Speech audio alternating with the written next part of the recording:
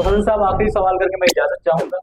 जो आपको मैंने हमेशा सुना है कि आप हमेशा से पीटीआई के हवाले से बात करते हैं, जो उनसे उनके बल्ले का निशान छीना गया, तो आप इसके हवाले से क्या नौजवानों को पैगाम देना चाहेंगे? जमात इस्लामी का रिजीम चेंज के मौके पर भी ये मौकफ था कि जो हुकूमत अवाम ने मुंतखब की है उसे 5 साल पूरे करने चाहिए। ये हमारा आईनी और जमहूरी एक उसूल है और उस पर पूरा उतरना चाहिए। इसलिए हमें जब ऑफर की गई कि आप भी इस गेम का हिस्सा बन जाए और अपने हिस्से से ज्यादा लें, तो जमात इस्लामी ने इनकार कर दिया कि ना हम रूस के साथ हैं ना यूक्रेन के साथ हैं। इसलिए कि हमारा मौकफ यही है कि खान को 5 साल पूरे करने चाहिए।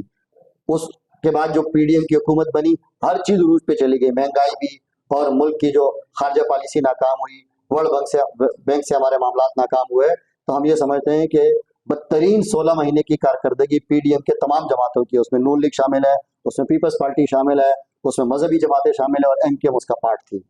अब बात आती है कि जो इलेक्शन कमीशन है, मौजूदा 2024 के जो इंतखाबात हो रहे हैं, होना ये चाहिए था कि इंतखाबात के यकसा मौके सबको मिलने चाहिए थे। ये हमारा खुला मौकफ था। सिराजुल हक साहब इस पर बोल चुके हैं, सेनेटर मुश्ताक साहब सेनेट में कह चुके हैं, और सिराज हाफिज नईम और रहमान साहब इस हवाले से बात कर रहे हैं। हम ये समझ रहे हैं कि एक को जेल के अंदर, एक लीडर को जेल के अंदर बंद कर दिया जाए, दूसरे मुजरिम को बादशाह सलामत बनाकर जेल से बाहर निकाल के खुला छोड़ दिया जाए, और फिर कहें कि जी ये यकसा मौके हुकूमत और निगरान हुकूमत और इलेक्शन कमीशन दे रहा है, तो ये ज्यादती है। पीटीआई से बल्ला छीना गया।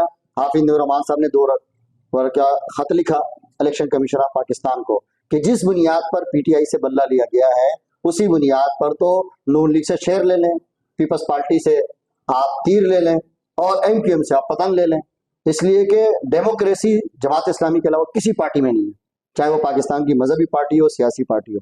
Intra party election Jamaat Islami Pakistan के, सर्दी हो, गर्मी हो, बहार हो, खिजा हो, मौसम बारिश हो रही हो और तूफान हो और हालात कैसे भी हों, अमन हो या ना हो, हमारे इंतखाबात सीक्रेट बैलेट पेपर के तहत होते हैं। अमीर जमात का इंतखाब होता है और हमारी जो कोर टीम है जो शूरा कहलाती है वो मुंतखब होती है, और पूरा निज़ाम अल्हम्दुलिल्लाह 2 साल 3 साल 1 साल 5 साल के वक्फे के साथ हमारा ये निज़ाम चलता रहता है।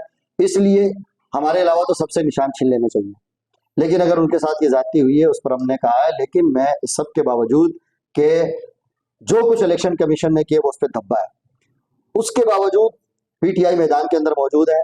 और पहली गेम उनके साथ ये हो गई कि एक की जगह 2-2 3-3 उम्मीदवार हैं, और हम देख रहे हैं कि NA-250 पर एक ग्रुप खड़ा होता है कि हम असल खान के नुमाइंदे, दूसरा ग्रुप कहता है नहीं हम नुमाइंदे हैं। एक तो ये हो गया। दूसरा, कुछ लोग जिस तरह पीपल्स पार्टी के हक में बैठना हो गए। अब इलेक्शन कमीशन ने 4 दिन पहले खुद वजाहत दी है कि चूंकि 2024 के इंतखाब में पीटीआई के पास बल्ला मौजूद नहीं है, तो कोई भी आजाद उम्मीदवार जीतने के बाद पीटीआई ज्वाइन नहीं कर सकता।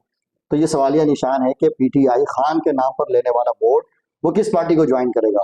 वो यही नहीं, 2 माफिया पार्टियों के पास चला जाएगा, खान के नाम पर वोट लेंगे और फिर जाकर उसका सौदा करेंगे, किसी की गोद में जाकर बैठ जाएंगे।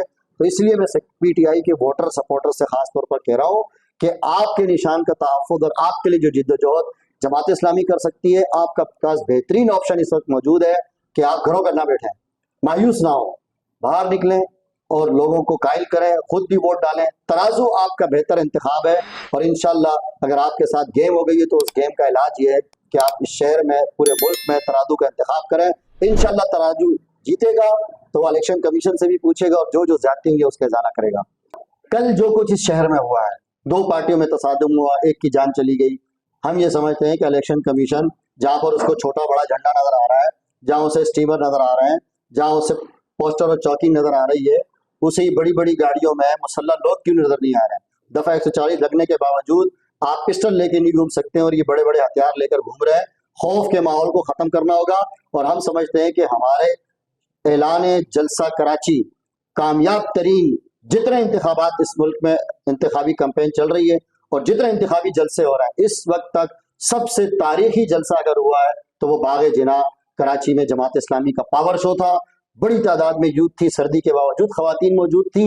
ये बौखलाहट का शिकार हो गए, इसीलिए दोनों मिलकर लोगों को कत्ल भी कर रहे हैं और ये दोबारा लाशों की सियासत होने जा रही है। तो हम आवाम से भी कह रहे हैं कि आप इनके किसी दावे में ना आए, इनके किसी माहौल में ना आए। इंशाल्लाह हम चाहते हैं कि पुरअमन तरीके से इंतखाबी अमल को बेहतर किया जा सके।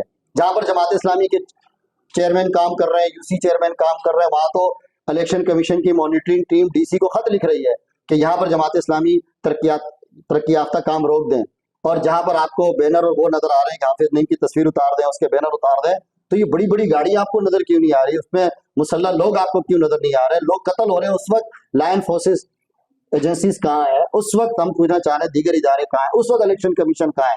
ये बहुत बड़ा सवालिया निशान है इलेक्शन कमीशन के सिंध पर खास तौर पर, और जब तक वो एक पुरअमन माहौल नहीं देगा तो हम समझेंगे कि इलेक्शन कमीशन अपनी जिम्मेदारी पूरी नहीं कर रहा।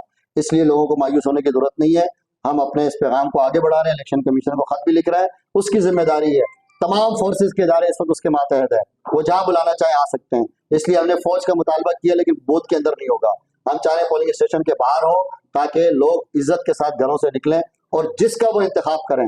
हम नहीं चाहते हैं कि जबरन लोग हमें वोट डालें, जो जिसका इंतखाब करे आज़ादाना माहौल में शफाफ इंतखाबात होने चाहिए, कौम जिसको मुंतखब करेगी, और इंशाअल्लाह मुझे उम्मीद है कि कराची की 47 सूबाई, 22 कौमी और इसके नतीजे में बनने वाली 22 रिजर्व सीटें, 6 सेनेट की सीटें, बहुत बड़ी ताकत है इस शहर के पास। और अगर ये ताकत एक मरतबा इस शहर ने जमात इस्लामी को दी तो फिर हम देखेंगे कि इस शहर के मफाद से खेलता कौन है, फिर हमारी मर्जी के बगैर और आवाम के मफाद के बगैर सिंध हुकूमत कौन चला सकता है और वफाकी हुकूमत कौन चला सकता है।